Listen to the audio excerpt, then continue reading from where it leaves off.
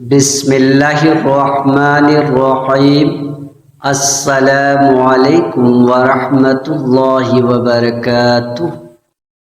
حضرت بریدہ رضی اللہ تعالی عنہ سے روایت ہے کہ رسول اللہ صلی اللہ علیہ وسلم نے ایک آدمی کو اس طرح دعا کرتے ہوئے سنا: اللہم انی اسألک بأنک انت اللہ الاحد الصمد الذی لم یلد ولم یولد ولم یکن لہ کفوا احد۔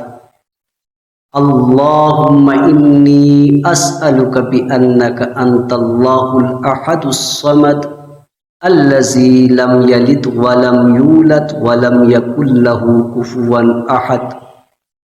وہ اللہ تعالیٰ کے حضور میں عرض کر رہا تھا: اے اللہ، میں اپنی حاجت تجھ سے مانگتا ہوں بوسیلہ اس کے کہ بس تو اللہ ہے، تیرے سوا کوئی مالک و معبود نہیں، ایک اور یکتا ہے، بالکل بے نیاز ہے اور سب تیرے محتاج ہیں، نہ کوئی تیری اولاد، نہ تو کسی کی اولاد اور نہ تیرا کوئی ہمسر۔